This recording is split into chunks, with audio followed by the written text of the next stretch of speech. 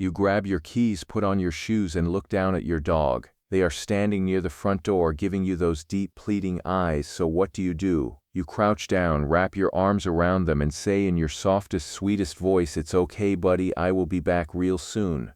You genuinely think you are giving them comfort and love, but inside your dog's brain you just fired the starting gun for a full-blown panic attack. Everything you have been told about your dog's separation anxiety is completely backwards. Most people believe that when a dog panics, barks, or chews up the doorway after being left alone, it is because they miss you too much, or even worse, that they are trying to get revenge for being left behind. That is simply not true. According to canine cognitive researchers and evolutionary biologists, dogs do not process your departure through complex emotional heartbreak. They process it through a primitive survival mechanism known as isolation distress. In the wild, a canine separated from its pack is a canine in grave danger. When you shower your dog with high-energy affection right before walking out the door, you are not reassuring them, you are actually signaling that a major high-stakes event is about to occur. To understand why this happens, we have to look at how a dog's brain constructs daily routines. Dogs are absolute masters of environmental observation. They do not just notice when you walk out the front door, they start tracking your movements 20 to 30 minutes before you even touch the doorknob. They hear the specific jingle of your house keys. They notice the change in your posture when you put on your work coat. They register the exact sound of your zipper. Each of these tiny moments acts as a psychological building block. In behavioral psychology, this is called trigger stacking. Imagine a busy work-from-home owner who gets ready for a quick afternoon errand. To the owner, leaving the house for 20 minutes is a total non-event. But for the dog, the nervous energy has been building steadily with every single cue. By the time you finally step toward the exit and deliver that long, emotional goodbye, your dog's cortisol levels are already spiking through the roof. You think you are calming them down, but to their nervous system, your intense emotional focus confirms their worst fear. Something serious is happening, and they are about to be left to survive it alone. Consider a typical scenario with an office worker named Sarah and her golden retriever, Max. Every morning, Sarah felt guilty about leaving Max for her commute. She would spend 5 full minutes petting him, giving him treats, and talking to him in an anxious tone before stepping out. Within 10 minutes of her leaving, Max would scratch frantically at the front door frame until his paws bled. Sarah assumed Max had a severe clinical disorder that required heavy intervention. But the real problem was not the 8 hours Max spent alone. The problem was the massive, artificial emotional wave Sarah created in the final 60 seconds before she closed the door. Here is something most dog owners completely overlook about canine neurobiology. A dog's brain operates heavily on state-dependent memory and emotional matching. When you enter an interaction with high emotional intensity, even if it comes from a place of pure love, your dog mirrors that spike in arousal.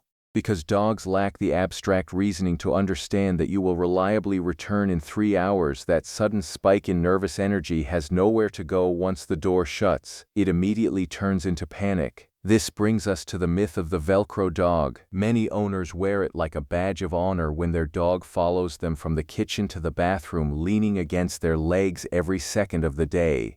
We tell ourselves that it is just pure devotion, but in canine psychology, constant hyperproximity is often an early warning sign of a compromised confidence system. A dog that cannot emotionally regulate when you are 6 feet away in the hallway is a dog that will completely unravel when you are 6 miles away across town.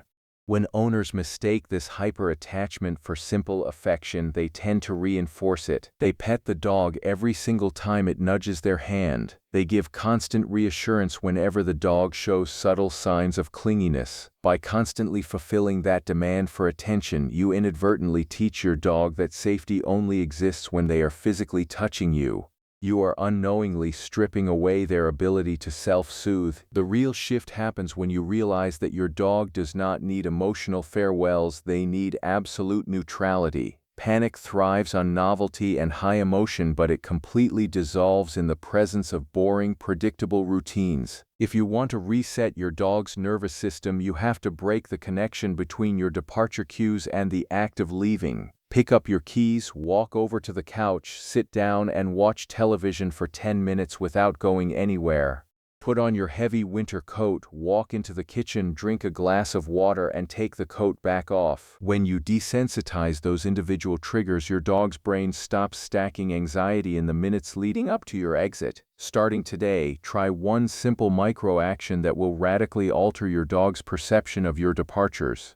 For 15 minutes before you leave your home, and for 3 full minutes after you return, implement a total emotional blackout. No soft talking, no dramatic eye contact, and no long petting sessions. Walk out like you are just stepping into the next room to fetch a paperclip. Walk back in with that exact same calm, indifferent energy. When you make your presence and your absence feel completely unremarkable, your dog no longer has a reason to panic. You do not need to fix your dog's love for you. You just need to change the way you communicate safety. True comfort for a dog does not come from grand emotional promises. It comes from the quiet, confident certainty that your departures are nothing to worry about and your return is simply a matter of course. When you master the art of calm departures, a fascinating secondary behavior often appears that leaves many owners completely baffled. Why do some dogs suddenly start carrying your dirty socks or shoes around in their mouth the moment you leave, even when they are no longer panicking?